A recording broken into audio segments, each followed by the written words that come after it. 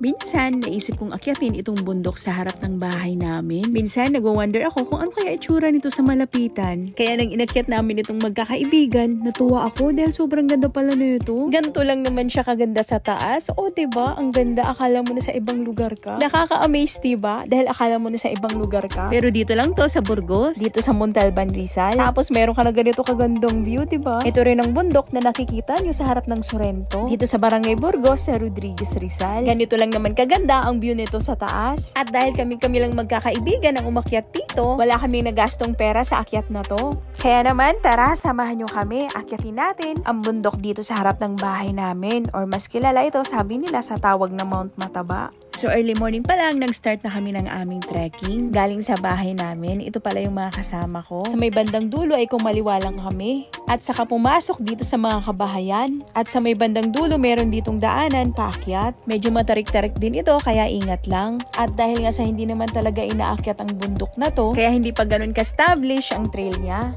Sa may part na to ay open siya. At medyo matarik din ito sa part na to. Kaya ingat lang. At ilang sandali pa, ito na ang aming nakita. Ang ganda ng view. O diba, sino mag-aakala na ganito pala ang view nito sa taas? Kaya tara, enjoy muna natin to.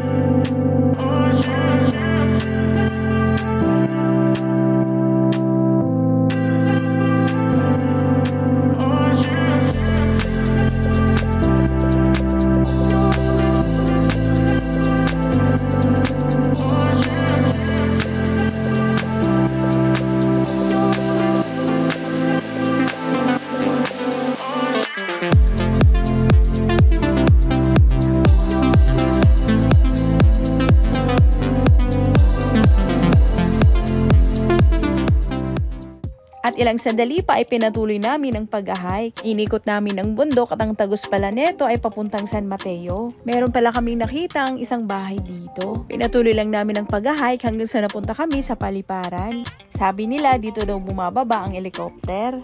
Ang ganda rin ng view dito, kaya naman enjoy muna natin ang paligid.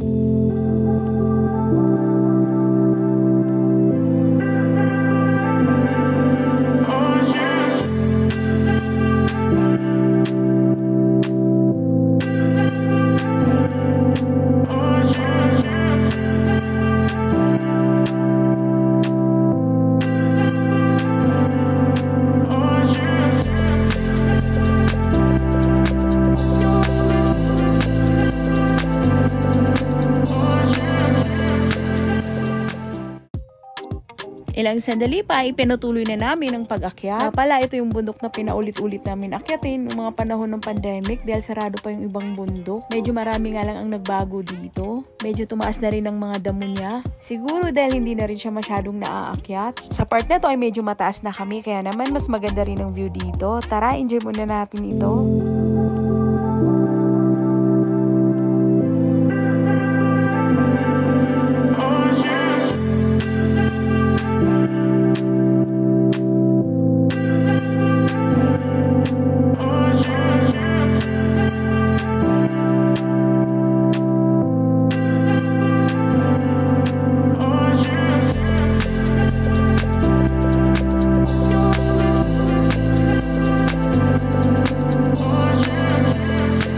Medyo umulan-ulan din nang umakyat kami, kaya naman nagkaroon din ng fog.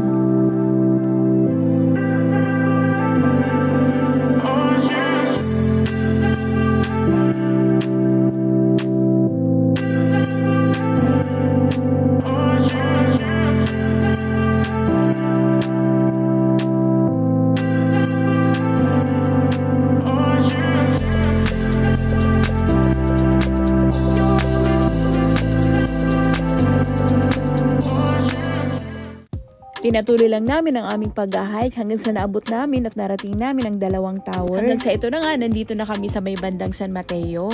Sa part na to, ito yata ang dinadaanan ng mga motor. Nagmerienda muna kami sa may bandang tindahan dito.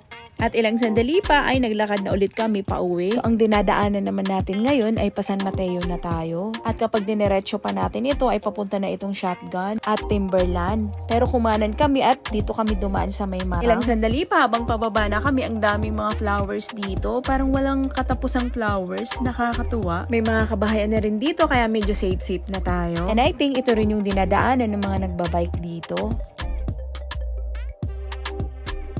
Pinatuloy lang namin yung paglalakad namin hanggang sa ito na nga malapit na tayo. Sundan lang daw namin ang poste pababa at hindi daw kami maliligaw dyan. Hanggang sa ito na nga malapit na kaming makababa. Dito pala ang ganda ng view dito habang pababa tayo. Nagpahinga lang kami sandali at mamaya-maya pa tinuloy na ulit namin ang pag-hike namin. At onting push pa malapit na kami sa kabahayan. Alright, so that's it. Ito yung hike namin na wala kaming nilabas na pera pero sulit naman sa ganda. Alright, so that's it. Bye-bye!